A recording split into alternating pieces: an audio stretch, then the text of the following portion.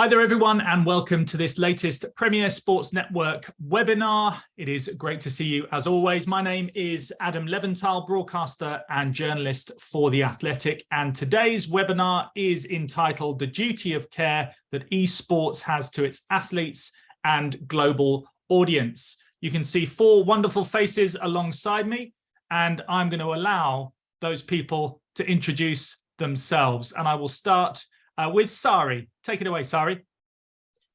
Hi, great to be here. I'm Sari Keitlin. I'm the Executive Director of Esports with Full Sail University, which is a university in Orlando, Florida, that focuses on degree programs in the entertainment, media, arts, and technology industries. I'm also the owner of Greater Orlando Boom, which is a youth esports organization for children ages 8 to 17 based here in Orlando. And really excited to continue the conversation about the esports landscape and supporting it and making fiscally healthier. Fantastic. Sari, thank you very much indeed. Kit, over to you. My name's Kit Brunswick. I'm the head of academy and safeguarding at Guild Esports, formerly of Cambridge United and Arsenal Football Club. Part of my responsibilities are not only the safeguarding our athletes, but putting a player development and life skills program in place, to mimic that of a football academy and everything and all the great work that they do. Brilliant, Kit. Thank you. Jacob. Yeah, thanks. Awesome to be here with you guys, and definitely appreciate your time, Adam, as well. Jacob Enright, Commissioner of the National Esports Collegiate Conference. My background is in traditional athletics at the collegiate level, transitioning over to esports and the growth and development and continuing ideally to support our programs in a responsible and positive way so that our competitors and our community has a really terrific experience competing with us within the NECC. Brilliant. Thank you very much, Jacob. And last but certainly not least, Mike. How you doing? Thank you, Adam. Great to be here with you all. I'm Mike Pahira. I'm a senior manager at Withum, Smith & Brown. We're a global accounting and advisory firm that is trying to dabble in esports now. We saw the growth like everybody else has, and there's a multitude of services that help with player care and league maintenance as well that we could provide that we're looking to get into. So great to be here with you all. Thanks, Adam. Appreciate it. Mike, it's great to have you on board. Let's get straight into it then and deal with the issue of financial literacy if we can. And Mike, I'll let you kick on with that. What does that mean for athletes? Well, for athletes, when we talk about financial literacy, many of them, and esports is no different, come into money when they're very, very young, right? Normally what we've seen in the traditional sports, soccer, football, baseball, usually happens in their early 20s. And if we all know what we were like in our early 20s, getting millions upon millions of dollars might not be the best thing if you don't have somebody guiding you on a path to where you could become financially independent. In esports, it's, like I said, it's a lot the same, but we're finding kids are coming into money in their teenage years, 14, 15, depending on what type of tournament's being hosted, how young they get started. We saw a few years ago, I think it was a 15-year-old won a Fortnite tournament for around $3 million. So financial literacy at 15 is basically nil. Nobody's thinking about it then. And what Withum is trying to do, especially in the esports arena, is first educate, first and foremost, these athletes on what it means to be financially independent, how to properly invest whatever winnings or sponsorships that you have correctly, because the last thing you want to do is outlive your money. And unfortunately, the life of an esports athlete is very, very short. Some of them go on to have streaming platforms, right? Their individual channels where they would get donations or contributions, but that's more of an after the sport, right? After getting out of esports. So there's so many avenues where these athletes have a chance to make money, and bringing them up to speed on what it means to be financially literate, financially responsible is a big, big topic because of primarily the ages of the athletes that we're dealing with. It's interesting in terms of the sort of the shelf life that you mentioned there. Do you see that advancing at all in the future, that there becomes more of a next step, so it doesn't have to be curtailed and doesn't have to be so young? I mean, anything's possible. Esports in general is still very young. I mean, even in the public eye, it's I don't want to say non-existent, but it's behind a veil still. And maybe not all the leagues are in place, and maybe there's a 20 to 30 league, 30 to 40, because there have been studies that have shown that around 25, 26, and maybe some of the others could educate me better on this, but reaction time starts going down. Same as in all sports. It seems esports, it starts happening a little earlier. So whereas, you don't have to worry about your foot speed going down or your strength, getting weaker, your reaction time on what your eyes see on screen to how you react yourself to play the game, it's heavily impacted by age. So maybe down the line, there are leagues for age brackets. Maybe there are some out there right now. But as of right now, anything's possible. Sari and Kit, maybe we can get stuck into the sort of, I suppose in a traditional term, Kit, from football, it would be from academy to professional. In esports, it's from, I suppose, college to professional. I mean, how does that compare, the two elements to your career, I suppose? Yeah, and I think it's really interesting. And I just want to touch on one of Mike's points there. In most of the sports, there's some form of protection at a young age. Even in football, you can't sign a pro contract till a given age. So there's still a form of protection. And with agents, that there's those there, but there's still levels of governing body protection and regulation that prevents large sums of money being paid to children. And that's just not the case in esports. So there isn't any of that protection. When I was going through the notes, we've had a semi-professional player join us for work experience this week, and I asked him a couple of the questions. And his question, what he came back with, it's not just financial literacy, but they're at the age where they haven't had the time to create a support network, which I found really interesting, because you go through a couple of years of football, you've got a coach you get on with, you've got the academy manager, you've got the physio, you've got all of these touch points of understanding or grounding. In esports, you don't have any of those. There isn't that relationship, there isn't that support network. And whereas parents with football or baseball or sports like that, there's an understanding of what's happening. I've had conversations with parents and they've kind of gone, well, is he any good? Like, is he actually okay? And it's like, yeah, he's, in the top 100 in Europe. Like, he's very good. And that kind of understanding, I think that's really interesting. How do you bring those life skills earlier, but it's a broader educational piece. And it's responsibility of organizations and wider bodies to provide empower that. Because if a 16-year-old kid on work experience is saying, I don't have a massive support network because I haven't had the time to create that, that's telling of what part of the problem is. And you look at leagues and the responsibilities they have, I think there's a piece in there as well. Sorry, I don't want to interrupt your drink, but I wanted to get you involved in the conversation.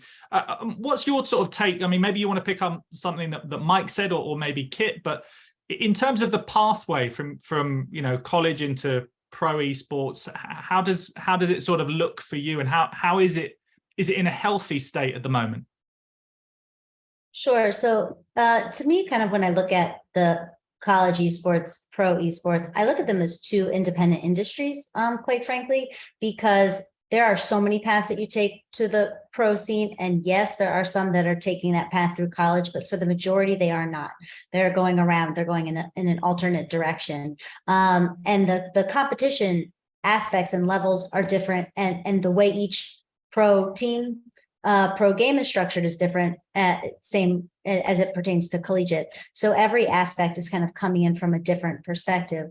The things that make esports athletes unique, especially esports athletes at a young age, and the entire community as a whole. And I really do think what's a differentiating factor between traditional sports is the aspect of winning a pool at a tournament is not the only way to make money in esports. And quite frankly, that's in the rarity. It is very attainable to make money in esports starting at the age of 13 with your parents' permission through content creation. And because of that, that's really where steady income starts going. Habits pertain to it. The understanding and education on personal branding, what that means, how that content creation machine is really starting to go is where that happens. So yes, we have the Fortnite tournament winners at, under the still high school age, but in addition and more prevalent, we have people making couple $100 a month every single month on content creation, growing from that perspective. So the profitability level there is in so many different ways. Yes, a big lump sum from a winnings, but also in a steady income at an age where kids didn't really necessarily have those opportunities or weren't taking those opportunities. And the other interesting component, I think, for esports holistically as a whole, when it comes to understanding financial literacy, like we're talking about, and being able to be prepared, is the concept of a big component of esports is knowing that the sport that you play could change at any moment, and the course of your entire career is done. There's no time that anybody's going to walk up today and say, you know what, I think basketball is not going to be a sport anymore, or I've changed basketball and now it's going to be played with a oblong shaped ball and the baskets are going to be nets. You don't do that. That's not possible.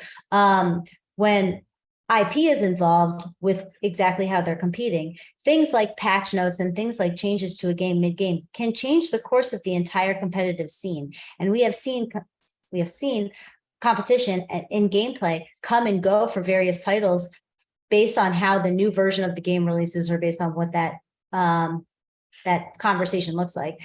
The second component of it is the aspect of where your game that you compete in is regulated under how you compete. If you're competing in an Activision Blizzard title, you're competing for Activision Blizzard.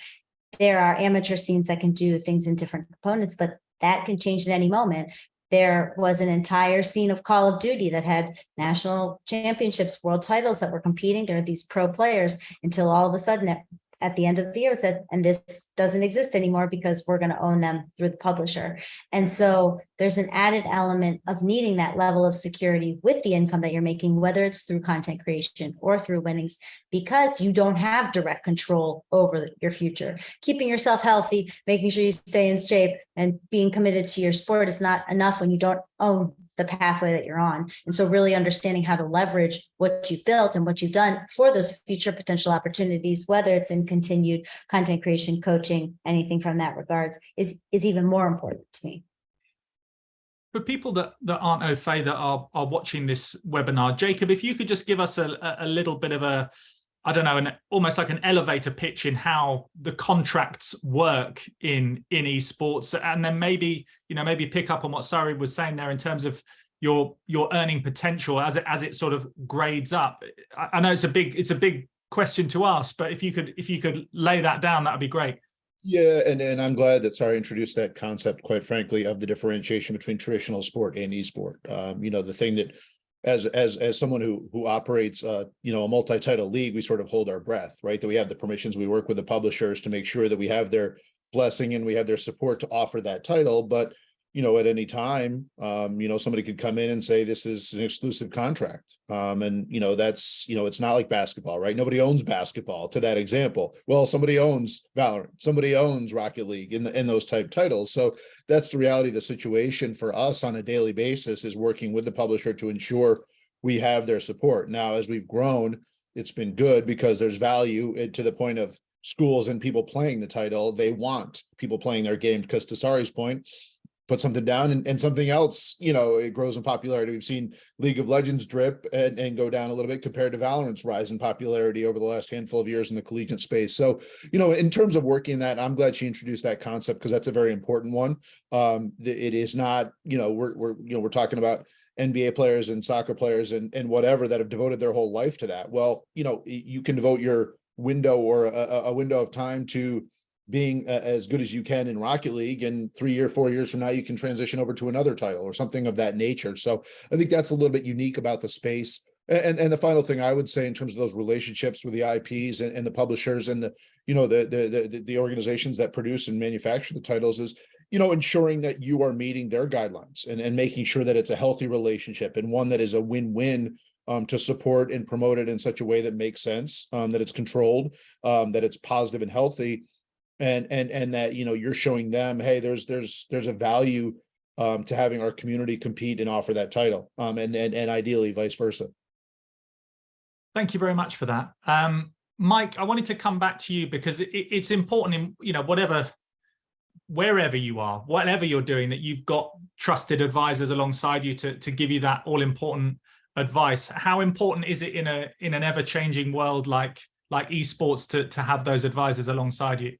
It's extremely important for the athlete in general. I mean, just having something as simple as a wealth manager could go a long way for their future, or even something that we've kicked around at Withum and with a few of our other partners was the idea of insuring some of these esport athletes. I mean, God forbid something happens to their hands, they develop some type of neurological disorder or even blindness. How are you going to be able to support yourself, right? So even the idea of insurance, making sure that they're protected that way, just in case something happens, is another avenue that's going to be explored and is currently being explored by some insurance carriers.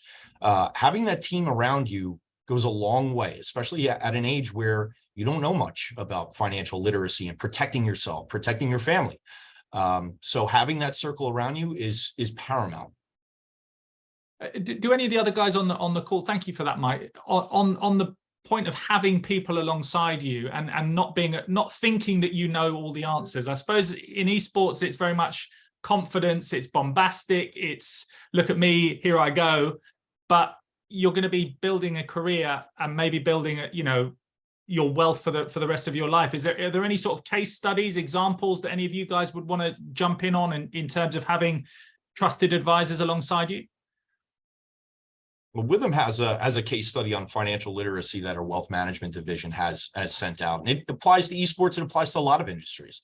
Of course, I could send it to the group. We could even put it on the internet if we'd like. It's probably out there already, but I can make it more visible if possible. But yeah, we have a case study, a very good one, put together by one of our professionals here with them that kind of would guide a novice on their path to financial literacy.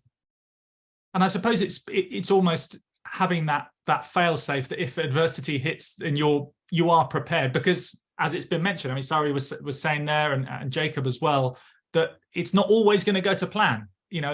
Stuff happens. I was going to use another word, but stuff happens, doesn't it? Mike? Yeah. So yeah, I mean, the stuff happens. That's the insurance aspect, right? And I'd be willing to venture that probably 99% of all esports athletes are uninsured as far as their sport goes. There might not even be a product that exists yet, just because of how young it is.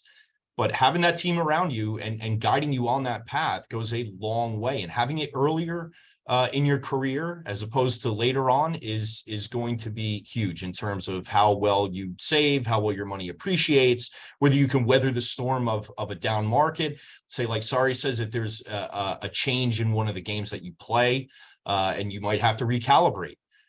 It's unknown. You don't know when your next payday is coming sometimes, even if you're a streamer. Something you may say on the internet or do something that somebody doesn't like could decrease your viewer counts. So it's kind of having a plan. Having a plan is what you need. And having that team around you that could formulate that plan, even in terms of building your own brand. A lot of esports, and especially when you're outside of the competitive nature of the esport itself and you're on your own streaming, building your own personal brand is how you're going to solidify yourself in this market, right? A lot of the people that many watch on Twitch or on YouTube streaming, it's not the actual game they're watching them play. Sometimes it is. Sometimes you're watching for the skill. Sometimes you're watching for the gameplay, but it's the personality. It's almost like another television show.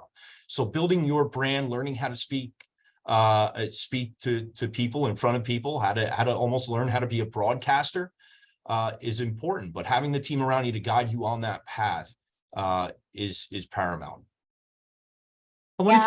Sorry, go ahead. Real quick, just to add to that, another thing that I think is pertinent in the esports space that really resonates with needing to have a trusted group around you and to really be able to guide is the fact that, at let's say the traditional sports level, you have to hit a certain point before you are going to be receiving offers for sponsorships, for partnerships. At the esports level, the content creation level, those can come at the smallest level of, hey, you've hit Twitch affiliate and you're streaming pretty regularly, and we want you to sell our glasses. And that is something that's pretty common. And so having to have an understanding of the brands you want to align yourself with, what a sponsor is offering. Is that the value to you?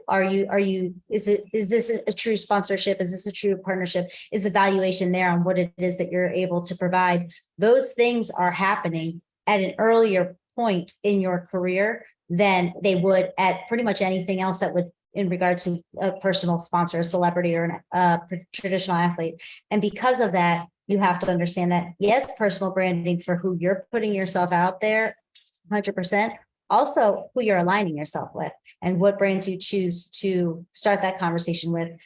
There's been a ton of stories out there, people that have been taken advantage of by poor sponsorship deals, poor partnership deals, that as they're trying to take off, it's still it's killed before it's even started. And so having that full grasp and understanding and trusted team around you to be able to look at those things becomes crucial at an earlier stage in the esports space than it would at a traditional space. And I think just building on that, it's also the speed with which that can happen. You know, I struggle to think of something where, you know, you can do well in a tournament.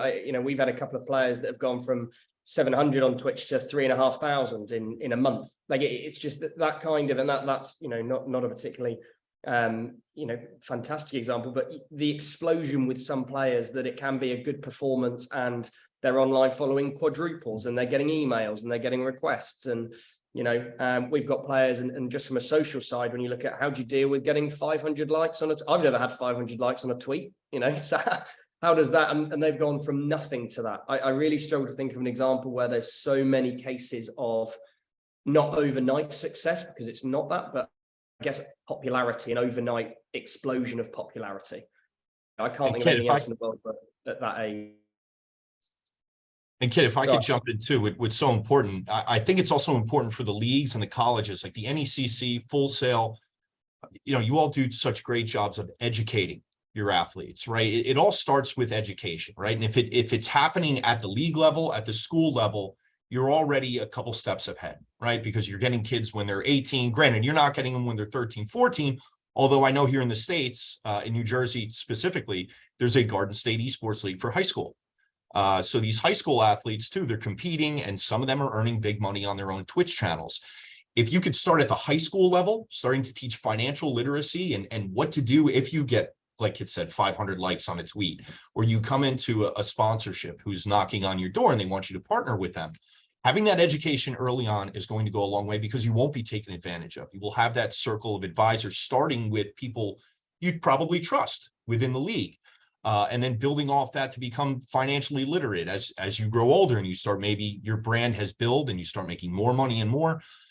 It's important. Get the education first, get it young, and you'll see a lot of these athletes are going to become financial independent. They won't be able to be taken advantage of. On top of financial literacy, and I mean, it kicks on from the point that you were making there, Mike, when you're living an online life, you're an online native, you need to be cybersecurity aware. And I wanted to get everyone's take on that, if possible.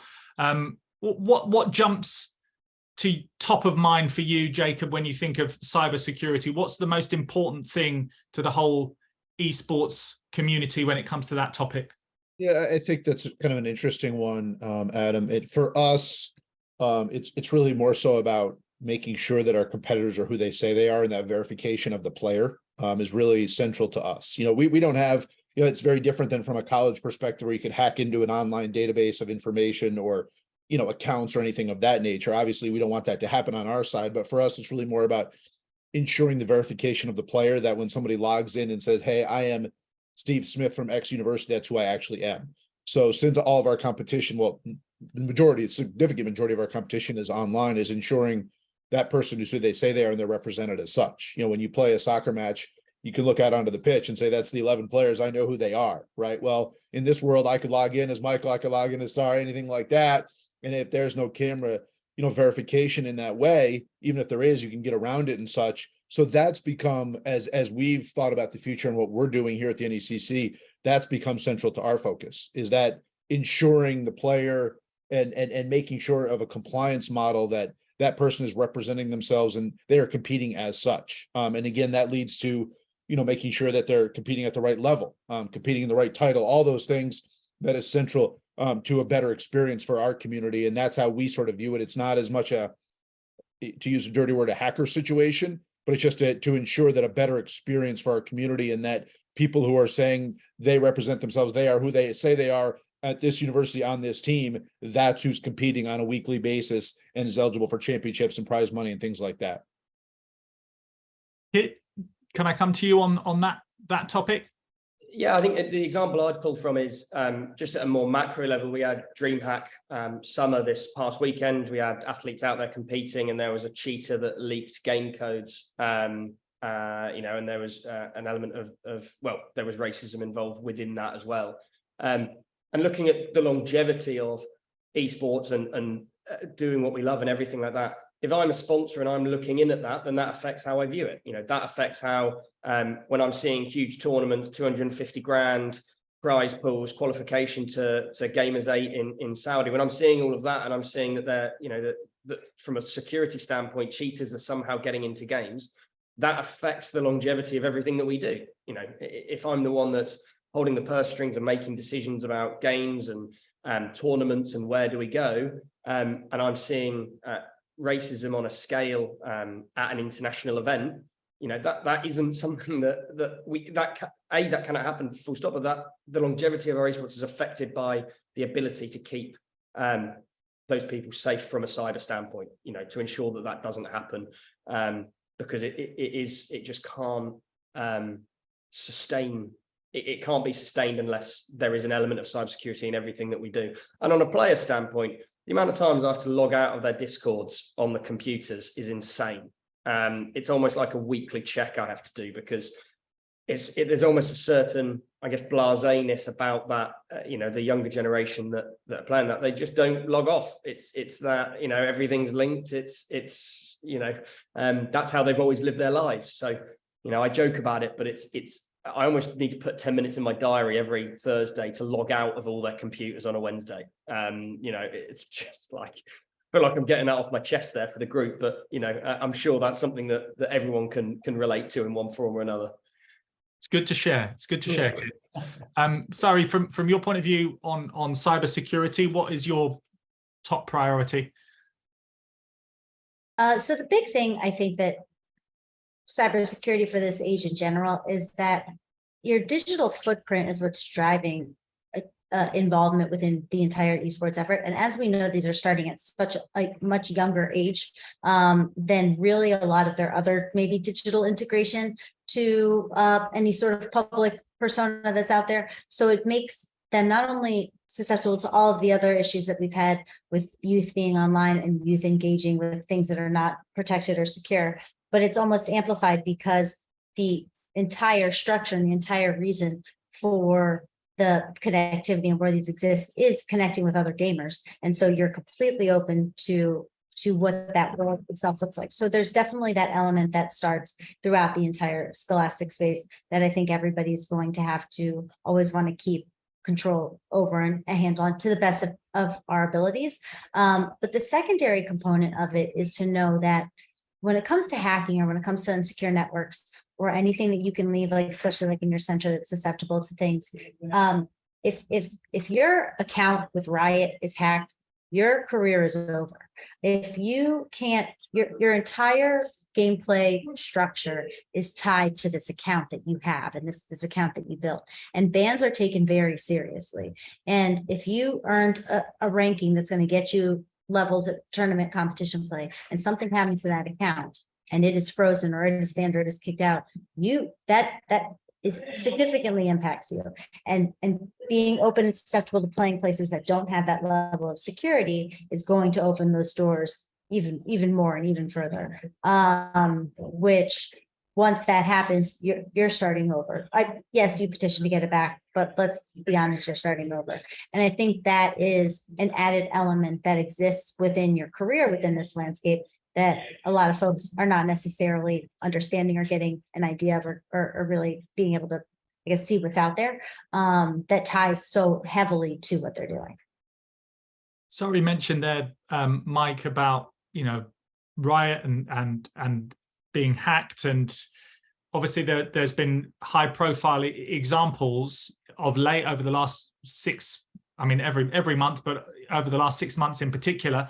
From your point of view on the topic of, you know, the real hard cost of being breached, what can you tell us?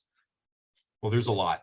There's a lot we can go over with cybersecurity, and I'm glad you brought up Riot Games, because a lot of, when we look at the collegiate circuit and the amateur circuit, we're really relying on the publisher to provide many of our cybersecurity needs, right? Because they're focused on it. They know exactly what the risks are. They know exactly who's playing.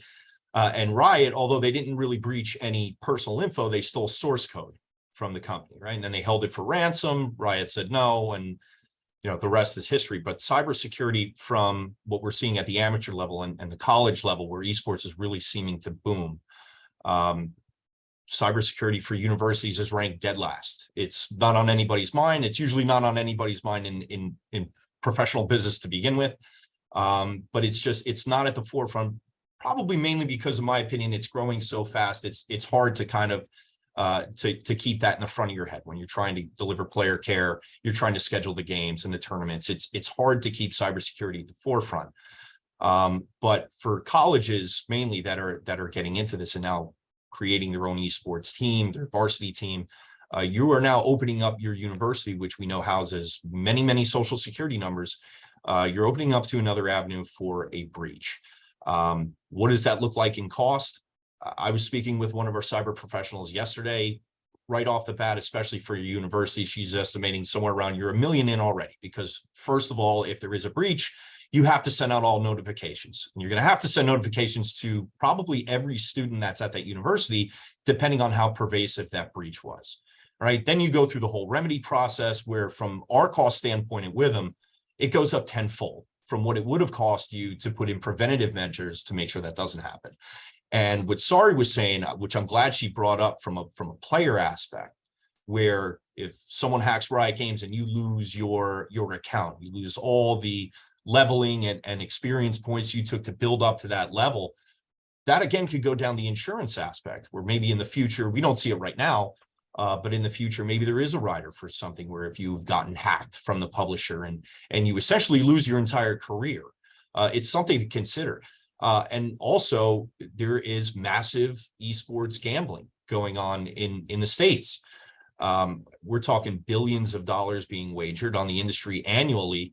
And someone who bets and someone who's running these tournaments, you want to know if the tournament is secure. You want to know if it's safe. If it's not, and there's a breach, there's a hack, there's cheating, you know, you're not going to see that same level of investment, that same level of activity that you have in the past. They want to know that this competition, it's safe, it's fair, and that it's secure from the outside world. Before I come back on, I mean, you mentioned about, you know, if you don't have the preventative measures in place, then this can happen. I'll maybe come back to you in a moment on what those preventative measures are. I saw you nodding there, Kit. You sounded like you wanted to jump in. I just think it's one of those, right? We're starting up a college, Guild College, in September. And we're basically working through all of this at the moment. So the kind of, I guess, the stress of why we're doing it all, and obviously hearing the reason why we do it all. And you know, I have to sit in the meetings, and this is the risk assessment, this is the associated cost. But also, as you said, the kind of these players, that is their identity. Same with their Twitter account. And I was thinking more from a social standpoint, if we touched on earlier, you build up a following of 25,000, and that's how you get paid on Twitch, and or other services are available. That's how you receive your monthly payments, and you lose that. You know, that in essence is your income gone. Again, you look, that wouldn't happen in the workplace. You wouldn't just turn up and your work not exist and just have gone. You know, that's the same case. So, you know, I think it's as much just your account as thinking broader than that, thinking about your socials, and how much of that identity is tied to the value of that individual. If you're looking at joining an org, then it's not as well just you're playing, but it's you've got 100,000 across socials. That is a value. And if you are not diligent with your passwords, if you haven't employed the right safeguards around that, then you can just lose your value. You know, it's the same as your bank card, in essence, those passwords, because and it was touched on earlier, that is a financial income as well as playing, and I think that's all of that identity and all of that being at risk, you have to take safeguards around that, and we do a huge education piece around it. But that was why I think I was nodding so profusely, is it's everything to these young people. They have an online identity that is immensely valuable, and that has to be protected for their longevity. Yeah. And Mike, in terms of what should be part of people's toolkit, can you outline the sort of the top 3, top 5, however deep you want to go into a top, then go for it. Sure. So, I mean, first and foremost, it starts with the athlete themselves, right? Not having the same password as you do for, your Seamless account or your DoorDash account. Just general safeguards like that most of us take in our everyday lives. Make sure you log out of your account when you're done. Make sure nobody's looking when you're logging in. Is first that should happen. And that can happen through education, right? General education through the leagues, through the schools, something that's easy to do. Maybe a step up where Jacob was saying, where one of their big problems is you want to know who is signing in, and is that in fact themselves, or are they signing in as themselves and giving it to one of their friends who's a better player? You can have a various implementations to make sure that that's happening. You can have a dual factor authentication, whereas you log in through your computer, and then you get maybe a notification on your phone, hit the button, log in, and there's your dual factor authentication. We do that here at Withum. Nobody can log into our computers unless you are who you say you are. Don't see why not the same thing could happen within collegiate esports. The third option, which I think is actually one of the more practical ones, is either have the camera on if they are at home, maybe or have them in the same spot at the same time, which is what many of the pro leagues do. Again, with college, it's harder because you have a lot of commuter students who, they want to join the team, but, they commute to school and they're going to stay at home, which you don't want to exclude them. But there are certain measures, probably more, that we'll have to take in the future to ensure that the playing field is level and that we're competing in a fair environment. I wanted to maybe just give everyone an opportunity to put forward some closing remarks, because I think what we've established is it's important to have support around you, but also what's been good on this call is that Premier Sports Network is a networking vehicle as well, to allow people to share best practice. And I just wondered, maybe we could revert back to the title of this webinar for people watching: the duty of care that esports has to its athletes and to a global audience.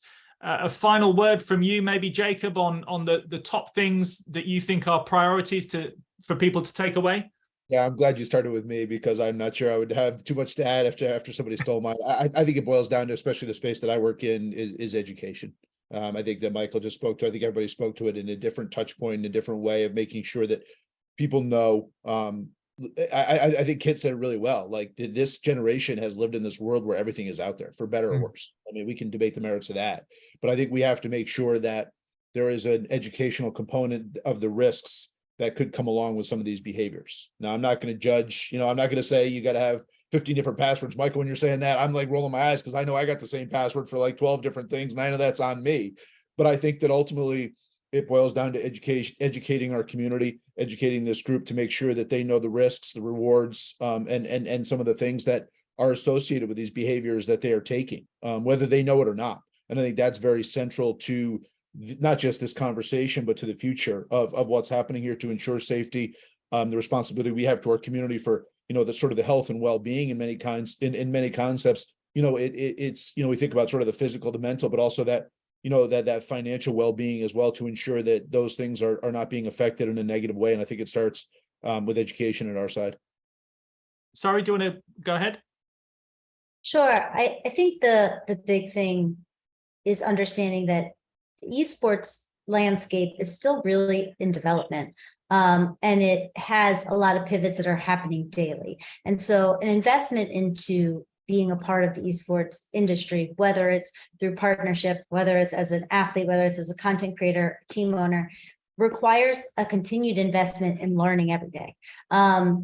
the space will evolve. You don't get to learn everything there is to learn about esports today and then go out on your career for the next 5 years. You're going to have to relearn every single day. And because of that, new opportunities for security, for financial understanding, for data breach potential, and growth opportunities are going to keep coming and going every day.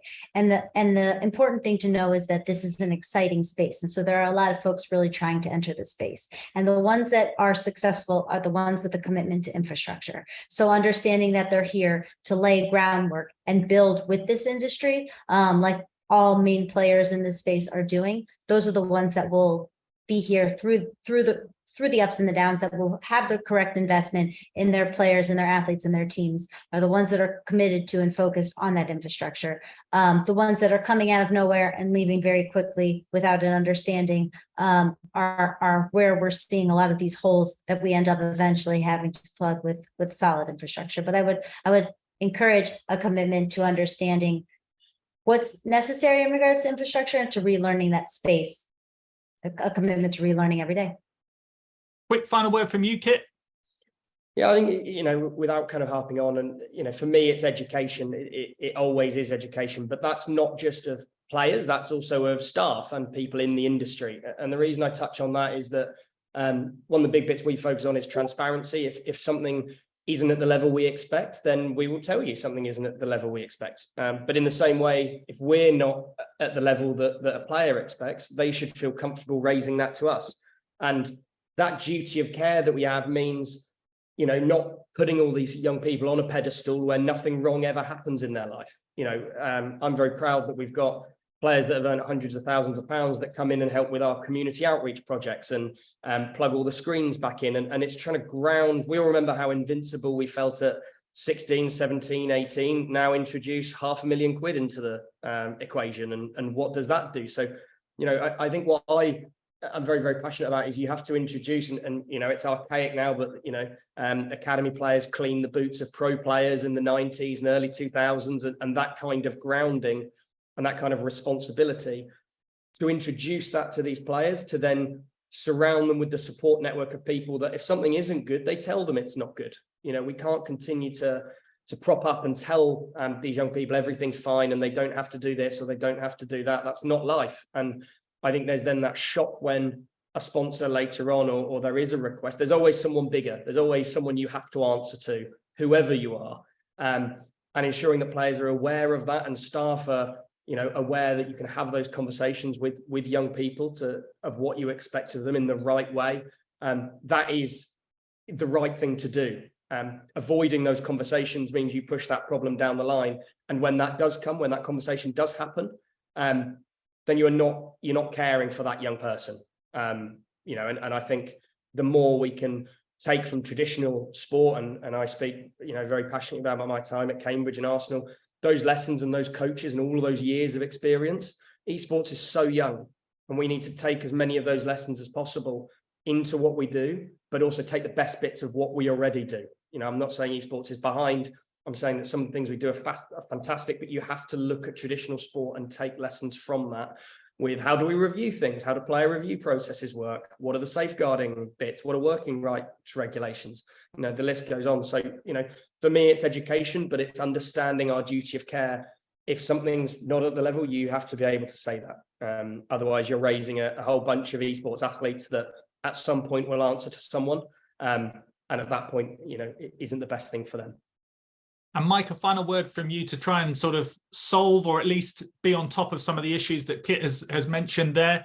How can Withum help?